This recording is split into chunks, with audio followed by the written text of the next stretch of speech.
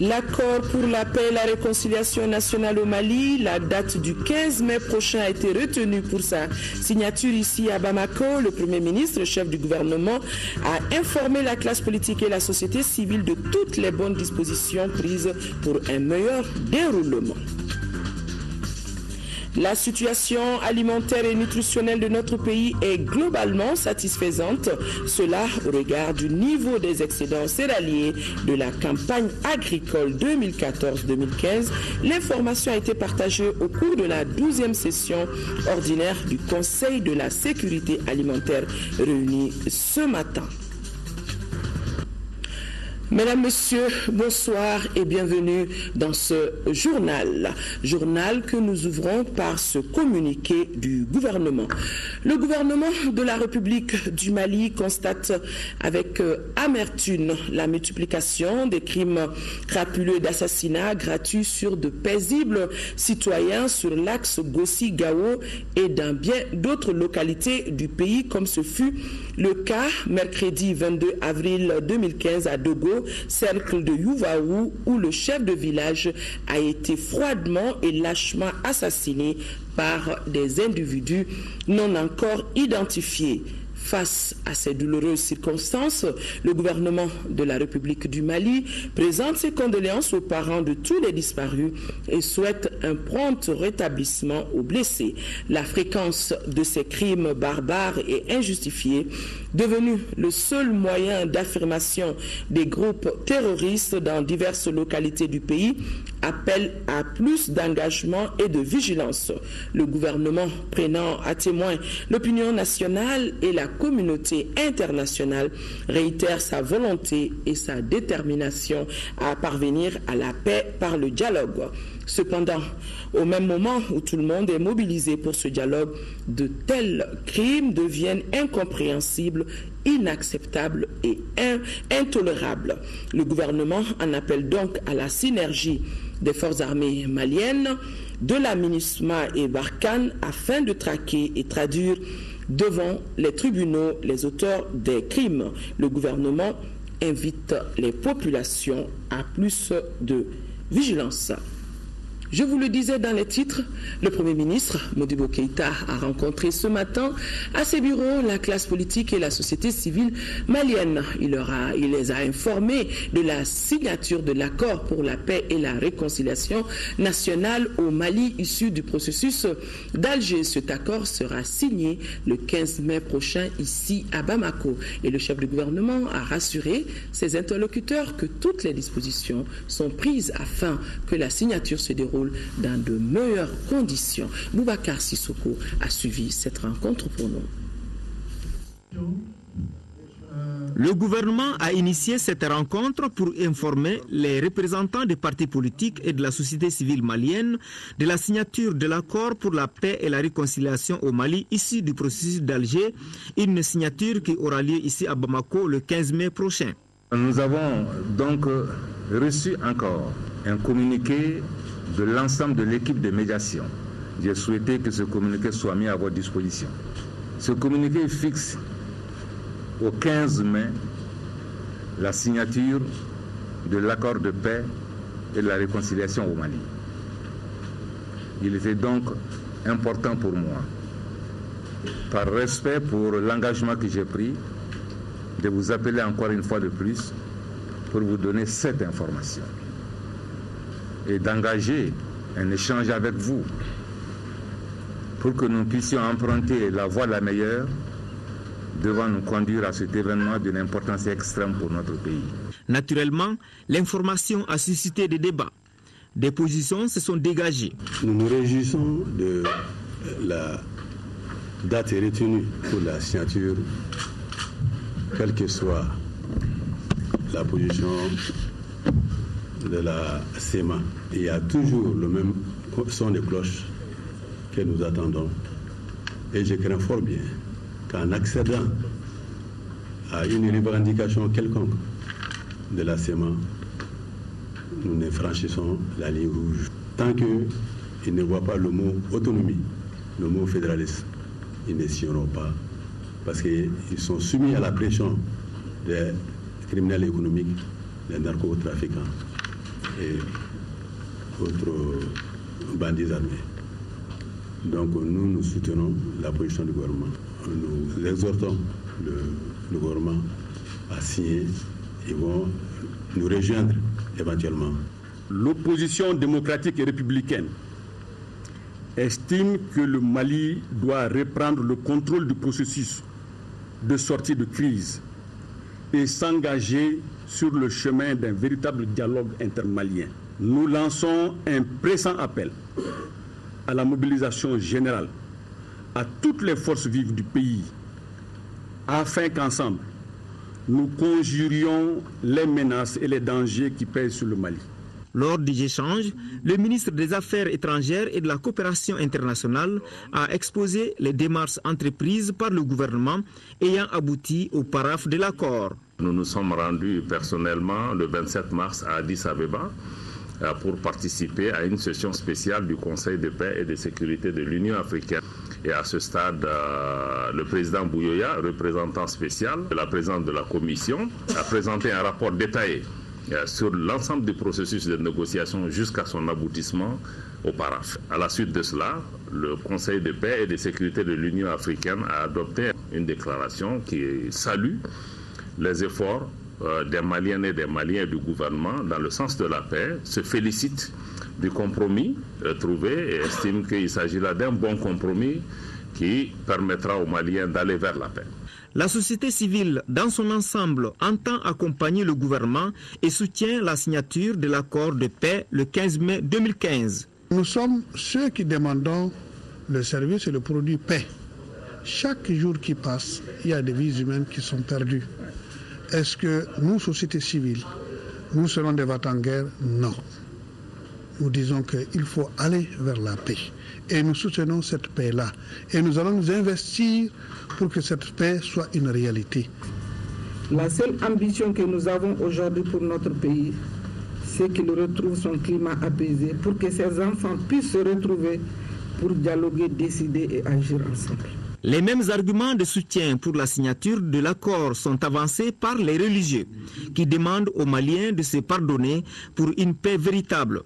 Tous ceux qui sont partis hors du Mali et qui se trouvent au Niger, au Burkina, en Mauritanie ou ailleurs, ont le désir intense de regagner leur patrie. Et remercions Dieu. Et sachons que la perfection n'existe pas au niveau de l'humain. Pourquoi ne subirez-vous pas des injustices si c'est pour la gloire de Dieu? Pourquoi vous ne donnerez pas une partie de vous-même pour faire la paix? Selon les participants, l'accent doit être mis sur la sensibilisation des Maliens. Pour ce faire, le gouvernement rassure. J'ai rencontré les locuteurs en langue nationale pour leur indiquer le souhait du gouvernement de les voir s'impliquer totalement pour que l'ensemble des composantes de notre population non seulement sachent ce qu'il y a dans l'accord, mais l'ensemble du processus doit être suffisamment bien médiatisé pour que tous les Maliens puissent être suffisamment informés de ce qui se passe concernant l'accord.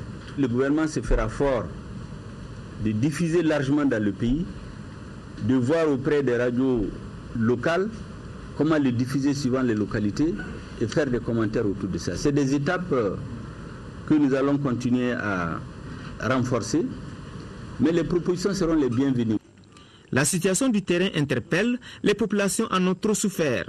Cet accord, qui sera signé le 15 mai, constitue donc un réel espoir pour les Maliens. Ce qu'il faut absolument souhaiter, c'est une cohésion, un mouvement d'ensemble. Et surtout, dans la perspective de la conclusion de cet accord, nous devons être plus que jamais vigilants. Et cette instruction a été déjà donnée aux forces commises à cette mission. Il n'est un secret pour personne que certes, on met en avant les mouvements armés, on met en avant le MLA, le ACUA, le MAA. Mais ça, ce sont nos frères. Mais en dehors de ça, il y a une autre force violente. Ça, c'est le narcotrafic. Ça, c'est, si vous voulez, le trafic de drogue. C'est pour cette raison que nous estimons que nous devons évoluer en deux temps et régler le différend qu'il y a entre nous et nos frères et isoler cet ennemi qui vient de partout et de nulle part et qui aujourd'hui traumatise notre peuple. Il faille donc transcender les clivages pour y réaliser la paix des braves, pour réconcilier les Maliens avec eux-mêmes. Le Premier ministre, au cours de cette rencontre avec la classe politique et la société civile malienne, a donc profité pour remettre à ses invités une copie du communiqué de la médiation concernant la signature qui va avoir lieu ici à Bamako le 15 mai prochain. Le Premier ministre, chef du gouvernement, Modibo Keïta, est au micro de Boubacar Sissoko. Monsieur le Premier ministre, Mesdames et Messieurs, vous comprenez que mes premiers mots sont des mots de remerciement. Il y a seulement 14 jours que nous nous sommes retrouvés ici,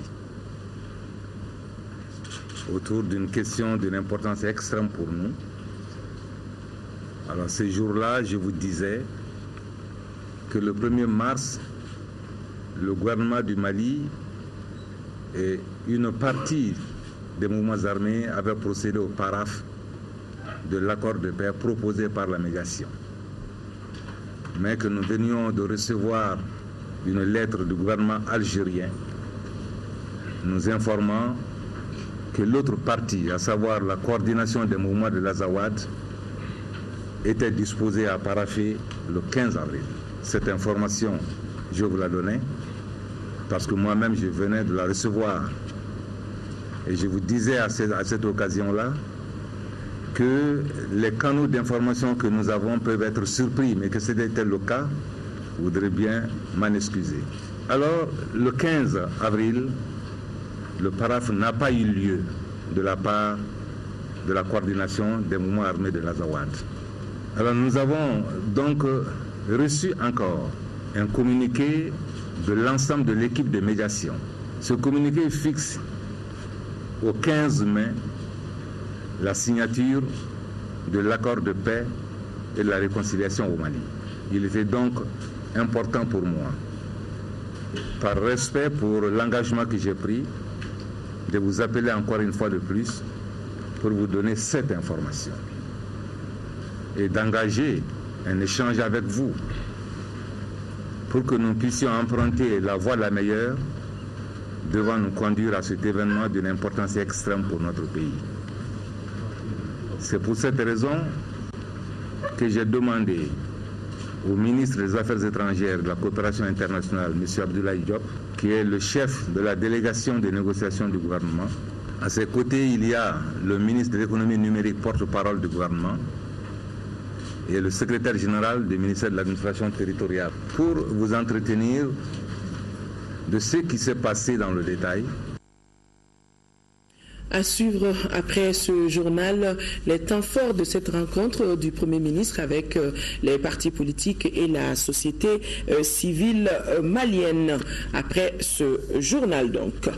L'autre titre de ce journal, l'autre temps fort de ce journal, le Conseil national de la sécurité alimentaire a tenu ce jeudi sa 12e session ordinaire et il ressort de cette session que la situation alimentaire et nutritionnelle est globalement satisfaisante dans notre pays. Et cela au regard du niveau des excédents céréaliers réalisés à l'issue de la campagne agricole. Mais alors, derrière ce bon résultat, le cadre harmonisé de mars 2015 a fait ressortir que plus de 270 000 personnes sont en insécurité alimentaire et plus de 410 000 connaîtront le même sort pendant la période de soudure de 2015.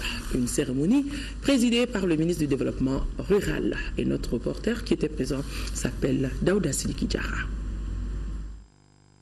Mention spéciale accordée au commissariat à la sécurité alimentaire pour l'excellente coordination qu'il a su imprimer aux interventions d'assistance du gouvernement et de ses partenaires.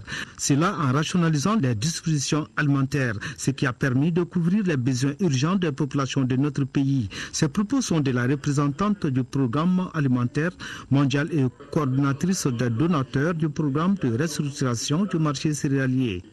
Tout en saluant l'efficacité de la réponse d'urgence et sa capacité à éviter des graves catastrophes humaines, les partenaires techniques et financiers demeurent convaincus qu'elle n'est pas suffisante pour l'atteinte de l'objectif fin zéro à l'horizon 2025 que le gouvernement s'est légitimement fixé.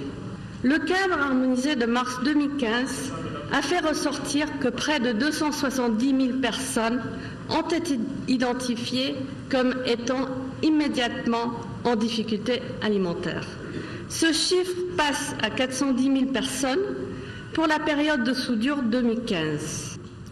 Aujourd'hui, la sécurité alimentaire et nutritionnelle dans le pays est globalement satisfaisante au regard du niveau des excédents céréaliers dégagés à l'issue de la campagne agricole 2014-2015. Il y a néanmoins derrière ce bon résultat de nombreuses personnes en insécurité alimentaire. Toutes ces personnes auront besoin d'une assistance alimentaire et nutritionnelle de l'État et de ses partenaires.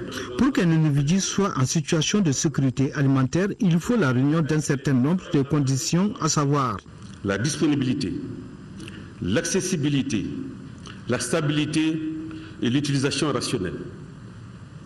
Aussi, vous conviendrez avec moi que dans une telle situation d'insécurité, il est difficile de réunir les conditions citées ci-pras, et c'est pourquoi nous sommes tous interpellés à œuvrer de concert pour le retour de la paix et de la sécurité, gage de sécurité alimentaire. Au cours de cette 12e session, les membres du Conseil national de sécurité alimentaire feront entre autres la revue de l'état de mise en œuvre de la dernière session et du plan de réponse 2014 de la sécurité alimentaire. Revue sectorielle conjointe 2015 du secteur de l'éducation et de la formation professionnelle. Les travaux ont débuté ce matin au Centre international de conférence de Bamako et les acteurs de l'éducation vont analyser les conditions de préparation et de mise en œuvre du nouveau programme décennal de développement du secteur. La session étudiera également la problématique de professionnalisation des filières de formation. Le point avec Sirabachi. Une vision commune pour une meilleure qualité de l'éducation. Les professionnels du secteur se concertent pour dégager les bases de préparation et les conditions de mise en œuvre du nouveau programme décennal de développement de l'éducation. Il s'agit donc d'analyser la situation du secteur de l'éducation et de la formation professionnelle en phase de stabilisation progressive. Jusque-là, c'est le plan d'urgence de 2013 qui est en exécution avec le programme intérimaire complet pour 2015 et 2016. Le Mali a accompli des progrès importants dans la mise en œuvre de sa politique d'éducation et de formation professionnelle, surtout dans le domaine de l'accès, en rapprochant les services d'éducation de base aux citoyens et en promouvant la décentralisation du système éducatif. Nous vous proposons d'approfondir la réflexion sur le rôle que peuvent jouer l'éducation et la formation professionnelle dans la construction citoyenne, la défense des valeurs et dans la prévention des conflits. 3 thématiques sont retenues pour cette session, notamment la question enseignante ou encore les questions liées au recrutement, la gouvernance du secteur de l'éducation et de la formation professionnelle dans le contexte de la décentralisation, la professionnalisation des filières et l'employabilité des jeunes. Le ministre de l'Enseignement supérieur a insisté sur ce dernier volet, emploi des jeunes, qui passe selon lui par l'adéquation des filières aux besoins du marché. Il n'est en effet un secret pour personne qu'au cours des 20 dernières années, les produits du système éducatif malien sont restés très peu compétitifs sur le marché du travail, et c'est là, quel que soit le niveau de formation, engendrant ainsi le chômage massif des jeunes diplômés. Le prochain et éminent programme décennal de l'éducation devra prendre en charge cette problématique de l'adéquation, formation, emploi. Ces constats et données nous interpellent aujourd'hui plus qu'hier dans ce nouveau contexte d'ouverture et d'interconnexion des espaces d'études et d'apprentissage au plan régional, continental et international, où la transparence des offres de formation est devenue une exigence majeure. Cette session dite technique va permettre de faire le point de l'état de mise en œuvre des recommandations de la revue sectorielle de 2014. Les acteurs de l'éducation vont analyser les statistiques sur l'enseignement fondamental supérieur ainsi que les statistiques sur l'emploi et la formation professionnelle. Les conclusions issues des discussions seront soumises à l'appréciation des responsables des différents ministères et agences qui seront en session de dialogue politique. La mission du Fonds monétaire international FMI était ce matin à l'Assemblée nationale, exactement à la Commission des finances.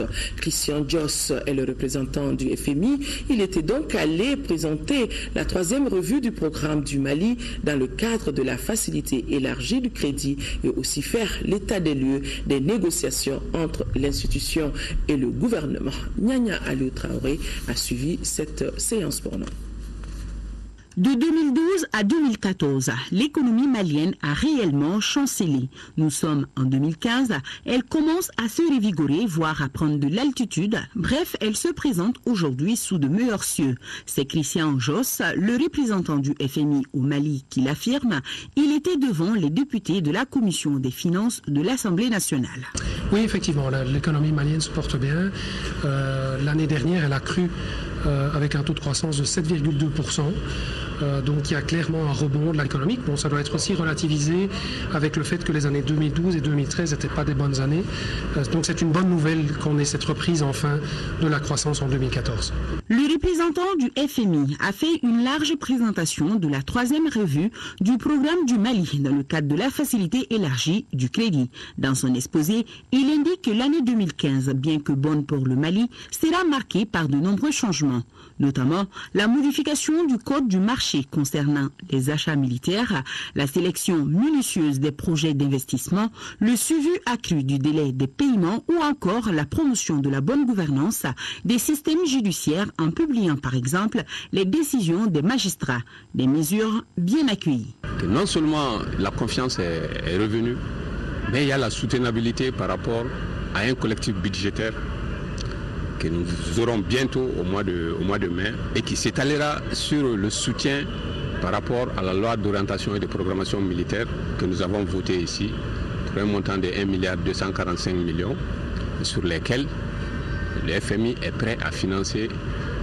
le complément du budget de 2015. Christian Joss a aussi parlé du prochain désengagement de l'État de la Banque de l'Habitat du Mali, BHM. La réforme de l'électricité, il en était également question, ce qui sous-entend que les consommateurs doivent s'apprêter pour une augmentation. Il faut augmenter peut-être progressivement les coûts, mais en rapport avec les revenus des Maliens, c'est ce que je lui ai dit. Pour faire attention à ça, j'ai dit il faut arrêter de faire fonctionner EDM sur des centrales thermiques. Il faut faire en sorte que ces centrales-là soient des centrales hydroélectriques. Autre point abordé au cours des échanges, la non mise en œuvre de la loi contre l'enrichissement illicite qui traîne dans les tiroirs depuis bientôt 2 ans. Cette loi a été annoncée déjà à la conférence de Bruxelles il y a bientôt 2 ans. Elle a été votée à l'Assemblée nationale il y a 1 an et elle n'est toujours pas en application. Ce n'est pas une non-mise en œuvre. Et quand nous avons reçu le projet de loi ici, les députés l'ont examiné de fond en comble. On a procédé à des amendements.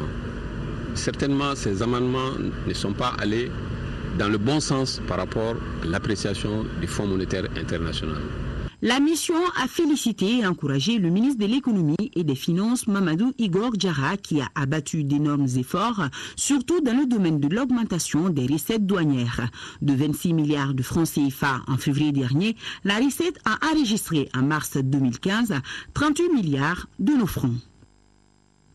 Nyanya Aliou Traoré. Pour donner du souffle au transport ferroviaire au Mali, les responsables de Transrail ont fait appel aux élus nationaux pour un constat général. Avec la commission de l'équipement et des transports de l'Assemblée nationale, les syndicats et la direction ont exposé les problèmes qui freinent aujourd'hui les activités de Transrail. Mariam Sagara, elle était présente. Une autre fierté malienne va bientôt s'éteindre si l'on y prend garde. Les chemins de fer Bamako-Dakar. Cette voie ferroviaire, appelée aujourd'hui Transrail, qui constituait la survie, le trait d'union des populations de Koulikoro à Dakar, se dégrade dangereusement. Plus de 2 millions de travailleurs sont menacés de chômage dans un bref délai. Leur cri de cœur du moment est la mise en place du schéma institutionnel pour sauver Transrail. Quand il n'y a pas de troubles sociaux dans une entreprise comme la nôtre, alors il va de soi qu'on doit considérer cela comme un acquis. Nous sommes confrontés à des déséquilibres structurels. Je résume tous ces problèmes-là à la dimension infrastructurelle. C'est-à-dire, nos problèmes, ça ne date pas de maintenant.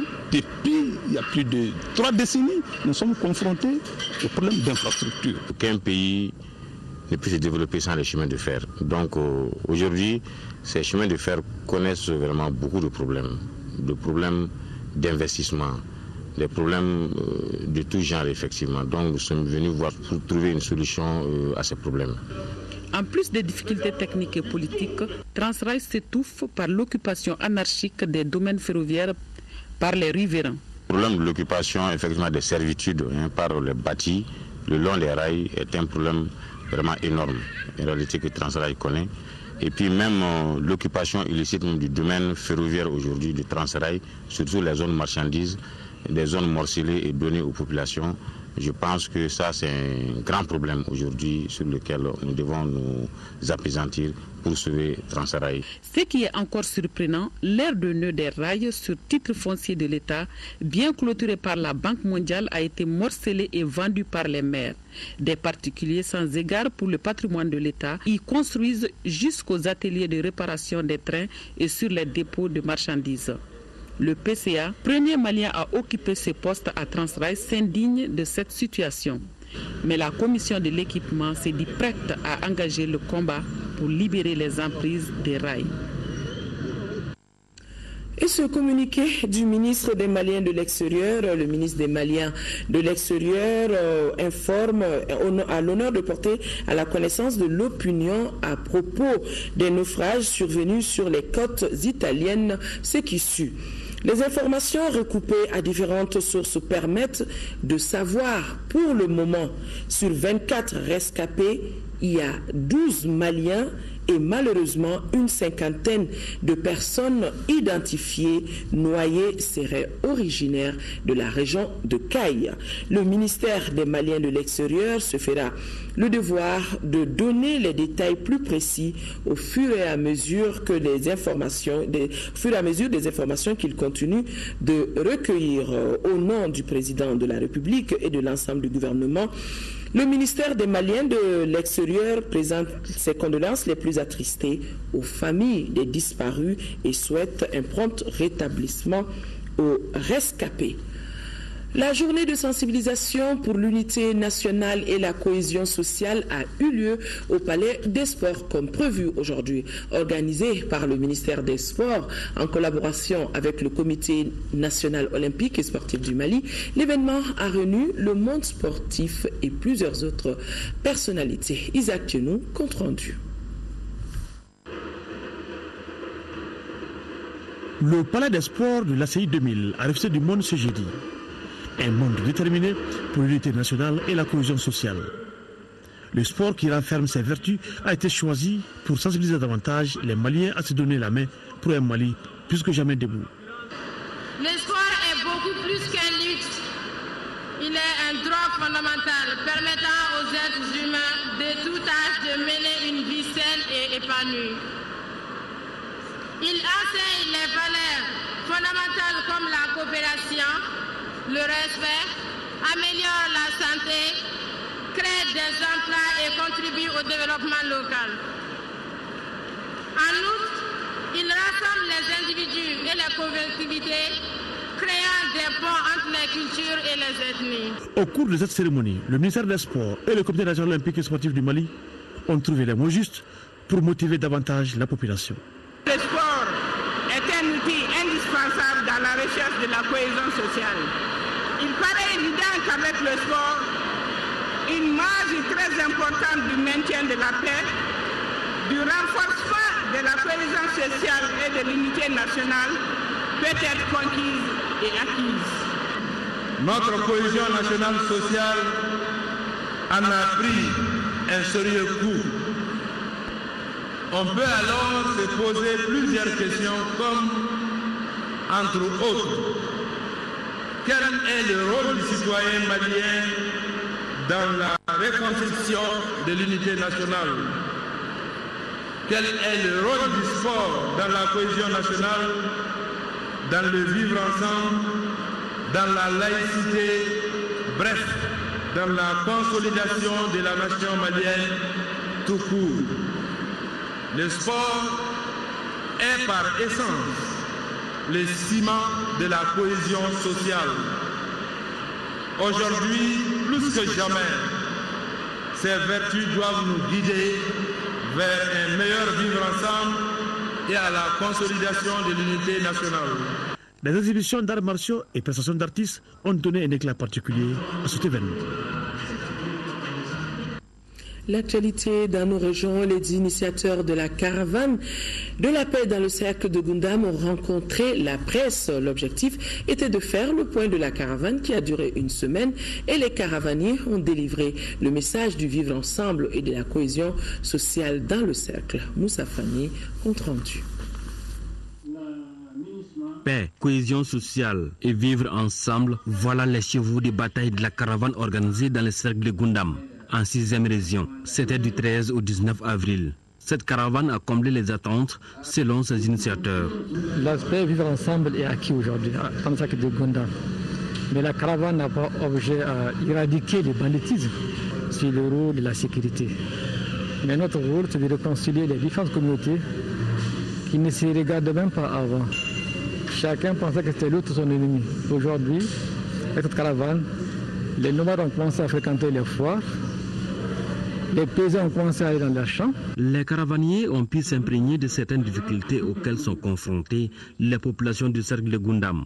Pour le suivi des recommandations issues de la caravane, des mesures ont été prises. Nous avons d'abord dit à l'ensemble des 16 maires du cercle de Gundam de tenir tout à l'heure des sessions extraordinaires pour véhiculer le message de paix de la caravane. Et qu'on ne parle que du retour de la paix et qu'on ne parle que du vivre ensemble et qu'on ne parle que du fait que à Gundam, nous sommes des communautés, des composantes homogènes condamnées à vivre ensemble. L'initiative est lancée. Il s'agit à présent de marcher main dans la main pour cultiver la paix dans les esprits. Et comme le dit le préambule de l'UNESCO, les guerres prenant naissance dans l'esprit des hommes, c'est dans l'esprit des hommes qui doivent être érigées les défenses de la paix. Bien dit. Ouverture des travaux de l'atelier national de validation du rapport d'évaluation de la mise en œuvre de la politique nationale de population de la période 2004-2014. L'activité vise à renforcer les capacités nationales de prise en compte des questions de population dans la planification du développement. La cérémonie d'ouverture a été présidée par Cheikhna Seydi Diawara, ministre de l'Aménagement du territoire et de la population. Lamine Keita, compte rendu. Durant 2 jours, les participants à cet atelier national vont valider le processus d'actualisation de la politique nationale de la population, mais aussi élaborer la 3e version de la dite politique nationale du Mali, couvrant la période 2016-2024. Aujourd'hui, le Mali compte à peu près 17 500 000 habitants. C'est extrêmement important de connaître le nombre populationnel parce que la variable démographique doit être intégrée à l'ensemble des plans de développement. La maîtrise de la population est un facteur important dans l'amélioration des indicateurs de qualité de la vie humaine. La politique de population doit permettre de mettre en cohérence les stratégies et interventions visant à améliorer les conditions des citoyens en s'appuyant sur les interrelations entre dynamique de population, pauvreté, inégalité, éducation, santé et développement. Il ne saurait y avoir de développement humain durable sans une intégration effective de la variable population dans les politiques publiques. La politique nationale de population est devenue, au fil des années, le cadre légal privilégié où les interactions entre population et développement sont analysées, les problèmes clés identifiés, les solutions et les stratégies de réduction de la pauvreté conçues et mises en œuvre par différents acteurs. La politique nationale de population revue devra tenir compte des nouveaux défis tels que l'environnement, l'inégalité, le développement durable. La première réunion ministérielle du comité technique spécialisé sur le développement social, le travail et l'emploi a démarré ce matin à Addis Abeba en Éthiopie en présence du ministre de la Solidarité, de l'Action humanitaire et de la Reconstruction du Nord, Amadou Konaté, et celui de l'emploi, de la formation professionnelle de la jeunesse et de la construction citoyenne, Mahaman Babi. La rencontre, qui a pour thème protection sociale pour un développement inclusif, tentera de dégager un programme africain détaillé de protection sociale pour tous à la lumière des systèmes existants. Addis Abeba, on fait le point avec Alassane Djambeli. Ce premier comité technique spécialisé sur le développement social, le travail et l'emploi se tient à un moment où la problématique de la prise en charge sociale des personnes évoluant dans l'informel, les ruraux, les handicapés et les retraités se pose avec acuité. Selon les experts qui ont préparé la réunion ministérielle, la situation sur le continent n'est pas reluisante. Après 2 décennies de forte croissance, l'Afrique reste confrontée à des niveaux élevés et inacceptables de pauvreté et d'inégalité qui sont soutenus par des processus de développement moins inclusif. Les chiffres évoqués par la représentante de l'OIT sont plus qu'inquiétants. 77,4% des travailleurs sont pauvres en Afrique subsaharienne. L'Afrique a ainsi le taux de productivité le plus bas au monde. Environ 70% de cette population ne bénéficie de couverture sociale. Pour atteindre les objectifs de l'agenda 2063 de l'Union africaine, le développement inclusif et la protection sociale sont donc essentiels. Au Mali, la situation est loin d'être alarmante. Nous avons l'AMO, c'est un régime contributif qui concerne les personnes du secteur formel. Mais à côté, nous avons les mutuelles de santé qui sont en train aujourd'hui de développer d'autres produits qui concernent le secteur informel. Et nous avons un dispositif non contributif qui est le RAMED, qui est géré par l'ANAM. Donc nous sommes vraiment sortis du dispositif unique qui existait et qui s'étouffait d'ailleurs. La rencontre d'Addis Abeba tentera de dégager un consensus autour des défis de l'inclusion sociale des groupes vulnérables à travers une bonne vulgarisation des systèmes de protection sociale, la finalité étant de lutter efficacement contre la pauvreté et établir une synergie d'action entre les secteurs du développement social, du travail et de l'emploi. La réunion ministérielle débouchera sur une déclaration qui sera soumise au chef d'État au cours du sommet de juin prochain en Afrique du Sud. A signaler que les ministres ont profité de leur passage au siège de l'Union africaine pour saluer et féliciter de vive voix notre compatriote, Mme Djene Badjara, promue au poste de secrétaire général de l'Union africaine. Oui, la transition, elle est toute trouvée pour rester avec Madame Diarra Djenebou, avec ce communiqué du ministère de la promotion de la femme, de l'enfant et de la famille qui a pris avec beaucoup de plaisir la nomination de Madame Djeneba Diarra en qualité de secrétaire générale de la Commission de l'Union africaine. Au nom de l'ensemble des femmes du Mali, Madame Sangaré Oumouba, ministre de la promotion de la femme, de l'enfant et de la famille, tout en saluant cette reconnaissance, félicite Madame Djeneba Diarra, dite Djena, pour l'estime et la confiance placée en elle et l'encourage dans sa noble mission pour la promotion des femmes. Autre consécration pour une femme, elle a 48 ans et sera la première femme à diriger France Télévisions. Delphine Ernotte Gunchi a été sélectionnée aujourd'hui par le CSA. Il l'a préférée au candidat qui est à son deuxième mandat, poste qu'elle occupera à la mi-août. Diplômée de l'École centrale de Paris, elle a passé toute sa carrière chez France Télécom. Félicitations donc à cette femmes françaises. Ici à Bamako, ouverture à l'hôtel Salam d'un atelier bilan du programme cadre commun sur les filets sociaux saisonniers au nord du Mali, initié par Oxfam Mali, avec l'implication du Conseil danois pour les réfugiés handicap international et l'ACF, entre autres. Cet atelier a permis de faire le bilan de l'aide apportée à plus de 40 000 ménages pour un coût de 10 millions d'euros financés par l'Union européenne. Compte rendu est signé Mahamadou Doumbia. Présenter les résultats atteints en termes d'effets directs sur la résilience des ménages les plus pauvres, renforcer les capacités des structures nationales des filets sociaux, présenter des suivis évaluations, ce sont là les objectifs de cet atelier bilan du programme cadre commun sur les filets sociaux saisonniers au nord du Mali. Les filets sociaux, appelés aussi assistance sociale, évoquent l'ensemble des mesures mises en place pour soutenir les franges de la population les plus pauvres, les plus vulnérables, qui sont donc exclus de la croissance économique. Ils ont donc été créés suite à la crise politico-militaire et la mauvaise campagne agricole de 2013 qui ont secoué notre pays et ont conduit à une situation humanitaire fortement dégradée. Ce programme a contribué au renforcement de la résilience et il a permis de poser des bases solides pour une transition de l'urgence vers le développement. Cependant, un énorme travail reste à faire. L'assistance humanitaire n'est pas suffisante pour relever les défis de l'insécurité alimentaire et de la pauvreté dans le nord du Mali. L'Union européenne, avec ses financements sur le 11e Fonds européen de développement, continuera de soutenir les actions de renforcement de la résilience des plus vulnérables.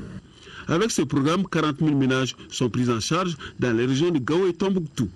Les objectifs que le programme s'est fixés constituent sans nul doute un réel motif d'espoir quant à l'amélioration des conditions de vie des populations bénéficiaires. Il s'agit notamment d'améliorer la disponibilité des biens essentiels productifs et non productifs pour les ménages les plus pauvres, de mitiger les risques de malnutrition à travers des mesures d'accompagnement appropriées, de former, capitaliser et échanger en vue de développer avec les acteurs des pistes stratégiques pour la mise en place d'un modèle de filets sociaux institutionnalisés. Financé par l'Union européenne jusqu'à hauteur de 10 millions d'euros, plusieurs autres partenaires participent à ce programme comme Action contre la faim, le Conseil danois pour les réfugiés, Handicap international, entre autres. La Fédération des associations professionnelles des banques et établissements financiers de l'UEMOA tient depuis ce matin son comité scientifique à l'hôtel Salam de Bamako. Au programme de cette rencontre de 2 jours, la mise en œuvre du dispositif prudentiel et la rencontre enregistre la participation des associations professionnelles des banques et établissements financiers de tous les pays membres de l'UEMOA. Mamari Kone a suivi pour nous. BAL 2 et BAL 3, tels sont les nouveaux dispositifs auxquels doivent se conformer toutes les banques d'ici à 2017. 8 ans après sa création au bord du fleuve Djoluba, le comité scientifique de la Fédération des associations professionnelles des banques et établissements financiers de l'UEMOA se retrouve à Bamako pour sa première activité. Au centre du débat, comment mettre en œuvre le dispositif prudentiel des BAL 2 et BAL 3 au sein des banques de l'Union. Les dispositions de BAL 2 lient plus étroitement le niveau de fonds propres réglementaires au profit des risques spécifiques de chaque banque, accordent un rôle plus important aux méthodologies internes et de mesure des risques, renforce le rôle des autorités de supervision et celui des marchés, introduit une méthode plus globale de traitement des risques. Les dispositions contenues dans BAL 3 visent à accentuer la résilience du système bancaire mondial et d'augmenter la capacité des établissements de crédit à absorber les chocs financiers. Pendant 2 jours, il s'agira de présenter les résultats des travaux du comité, résultats qui portent sur les impacts de la réforme sur le système bancaire de l'Union et sur l'économie réelle. L'Afrique, c'est notamment la zone UEMOA, est en retard de plusieurs BAL, en retard de BAL 2 et de BAL 3, parce qu'à ce jour, notre banque centrale, aussi bien de l'Afrique de l'Ouest que de l'Afrique centrale, fonctionnant à partir de BAL 1. Mais le processus est engagé, je veux dire, en termes de réforme au niveau de la Banque centrale, pour que, comme on l'a indiqué, en 2017 au plus tard, en tenant compte de la spécificité de nos environnements, comment est-ce qu'on peut être amené à appliquer les dispositifs de BAL 2 au moins. La FABEF, la Fédération des professionnels des banques de l'UEMOA, vient de montrer par 2 fois aussi qu'elle a à la fois la capacité d'analyse, des diagnostics et la capacité de proposition. les conclusions qui résulteront des travaux de ce comité scientifique vont orienter toutes les analyses et les échanges et concertations que la Fédération des APB aura avec la Banque centrale. À l'issue des travaux, un nouveau comité scientifique sera mis en place avec des axes d'intervention et un nouveau calendrier d'intervention au bonheur des banques de l'espace UEMOA. Plus de 5 milliards de francs CFA, c'est le résultat excédentaire réalisé par l'Institut national de prévoyance sociale INPS au cours de l'exercice 2014. Des chiffres dévoilés ce matin au cours de travaux de la 79e session du conseil d'administration de la structure. Outre le bilan financier, les administrateurs de l'INPS se penchent sur les projets de l'année en cours et le rapport d'activité de 2014. Ramata Konate était présente. Plus de 290 000 assurés, dont plus de 60 000 retraités, à la date du 31 décembre 2014. Voilà l'effectif des personnes couvertes par l'Institut national de prévoyance sociale INPS à cette date, avec à la clé 900 nouveaux employeurs immatriculés. Les administrateurs dressent le bilan de l'exercice écoulé au cours de la 79e session du conseil d'administration de la structure. Globalement, les objectifs sont atteints à travers le taux de recouvrement des cotisations de l'ordre de 104% et le paiement régulier et à dette échue des prestations sociales. Il ressort des états financiers soumis à votre analyse que l'exercice s'est clos pour un résultat excédentaire de 5 milliards 75 772 857 francs CFA. Pour la seule année, 69% des cotisations encaissées ont été injectées dans les prestations, poursuit Mamadou Sidibé.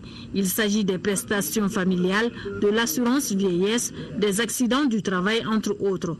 Cette année, ces dépenses connaîtront une augmentation par rapport à 2014. Le taux et les demandes de prestations familiales, par exemple, vont augmenter suite aux accords conclus entre le gouvernement et l'Union nationale des travailleurs du Mali, UNTM. C'est donc, selon le président du conseil d'administration de l'INPS, l'année des projets innovants. Ils sont orientés vers l'équilibre du régime de retraite, le financement de la protection contre la maladie et la prévention médicale, le recouvrement des coûts des structures sanitaires à travers la création de nouvelles prestations comme l'allocation rentrée scolaire, versée en une fois aux travailleurs pour chacun des enfants scolarisés à l'occasion de la rentrée scolaire. A préciser que l'INPS joue un rôle important dans le développement social et économique. Plus de 40 milliards de francs des revenus de la structure sont distribués dans l'année. Échanger avec les travailleurs et le service employeur afin d'identifier et corriger les mauvais comportements qui empêchent les travailleurs de mieux profiter des prestations de l'INPS. Tel est l'objectif de la journée d'information organisée aujourd'hui ici même à l'ORTM. Initiée par le comité syndical, cette journée a permis de situer les difficultés liées le plus souvent au manque d'information. Mamourou Sidibé. À la demande du comité syndical de l'ORTM, l'INPS a rencontré ce jeudi matin les travailleurs de l'ORTM. Cette rencontre a été un véritable forum d'information sur les trois régimes de l'Institut, à savoir les prestations familiales, les accidents de travail et enfin l'assurance vieillesse. Nous avons des difficultés à traiter les dossiers de prestations techniques, parce qu'au départ, ces dossiers ne sont pas bien montés, parce qu'ils ne sont pas compris par le grand public. Et donc, si nous procédons à des échanges, ça nous permet de gagner du temps et de donner une autre image de l'INPS que de dire que les dossiers traînent à l'INPS.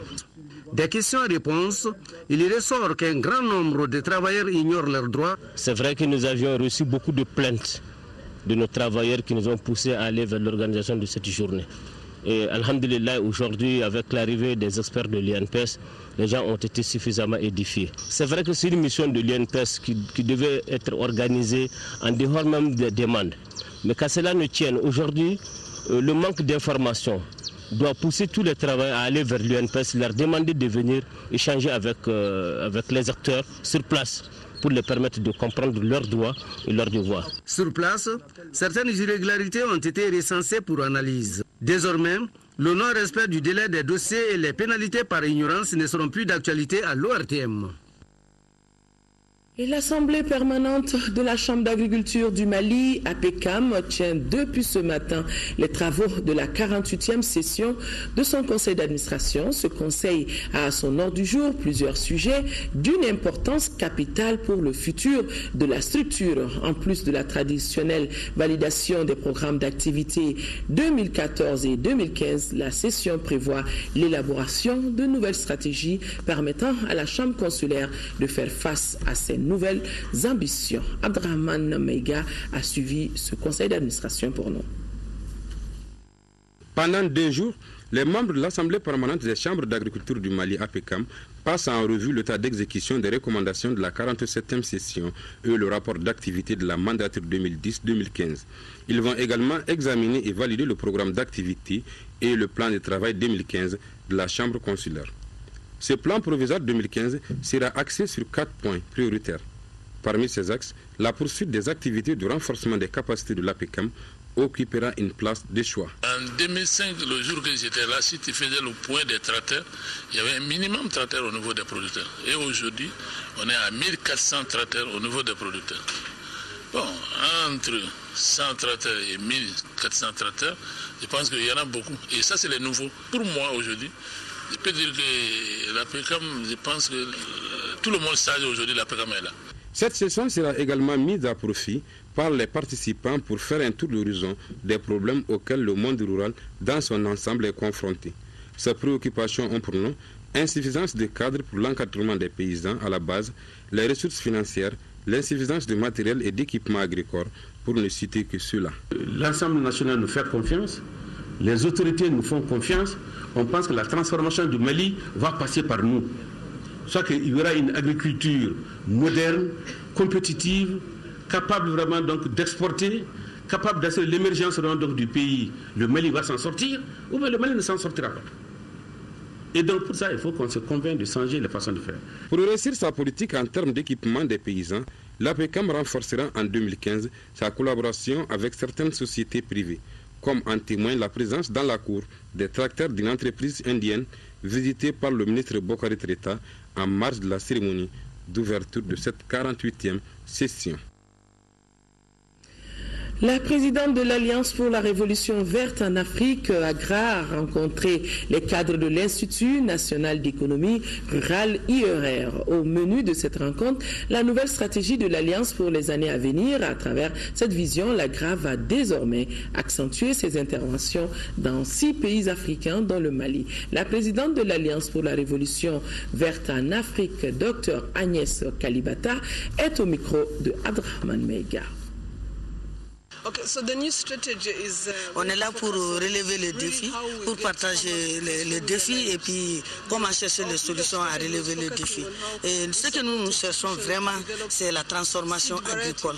Ça, c'est vraiment, il faut que tous les paysans utilisent les semences améliorées et sortir de la substance pour venir avoir les rendements vraiment maximum qu'on peut avoir avec les semences.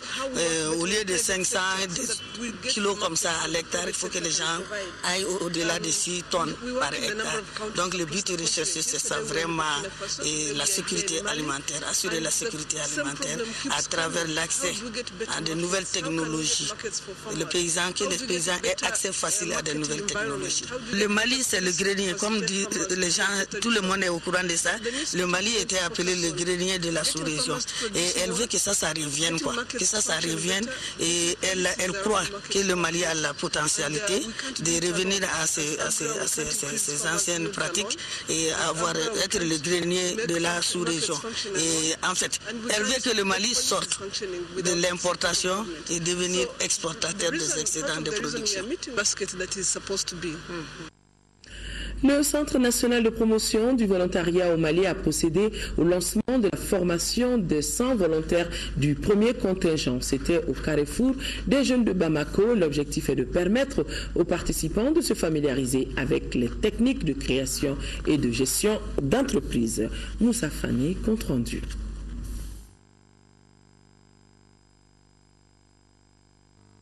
Le Centre national de promotion du volontariat au Mali a lancé sa session de formation post-volontariat. Cette formation devra favoriser l'insertion professionnelle des 100 jeunes du premier contingent du volontariat. Vous avez été les pionniers à être déployés sur toute l'étendue du territoire national, sous les statuts de volontaires national. Votre niveau d'engagement citoyen était à la hauteur des souhaits.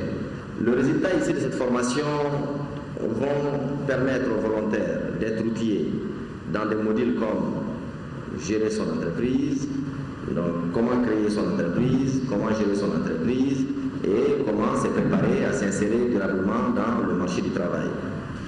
Nous devons à chaque instant avoir à l'esprit l'engagement du président de la République, chef de l'État, envers les jeunes, engagement qui consiste à les mettre à l'abri de la précarité, des aventures et déviances sociales, du désespoir et développer chez eux la vertu des nobles traditions d'un Mali dont le credo a toujours été le culte de l'effort, le don de soi et le travail bien fait.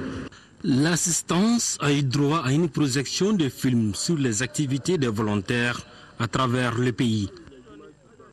L'ONG Vibon vient de remettre 150 têtes de bétail aux populations de Monzonga, c'est dans le cercle d'Ansongo, et plus de 18 000 litres de gasoil pour l'électrification de la même ville. Le coût global de ces appuis est d'environ 40 millions de nos francs. Et ces actes sont financés par CARE Allemagne et Aide Tamat au Niger, permettront d'atténuer la souffrance des bénéficiaires. Gao, la correspondance de Drissa Kone.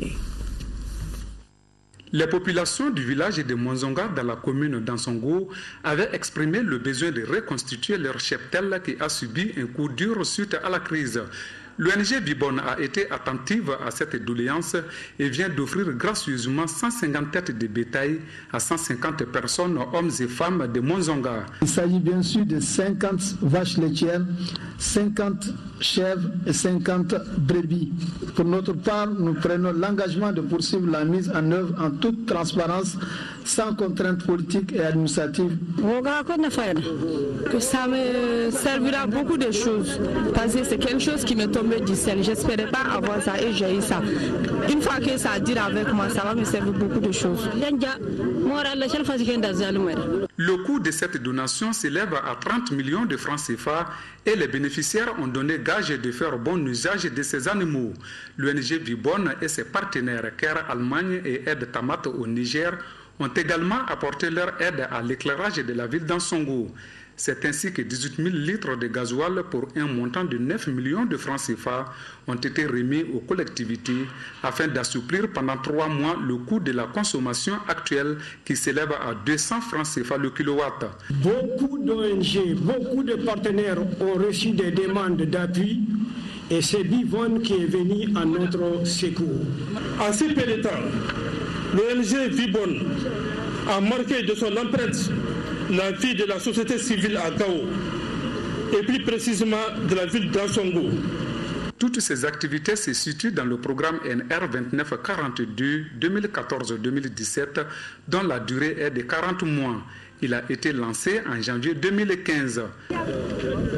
Sport football championnat national de Ligue 1. Hier, au compte de la 13e journée, le match Assam CS Dougou-Wolonvilla n'a finalement pas eu lieu puisque le CS Dougou-Wolonvilla n'a pas effectué le déplacement de Bamako. En revanche, le premier match a vu la victoire 2-0 de l'AS Real sur le stade malien de Bamako. Koumba Nyambele a suivi pour nous.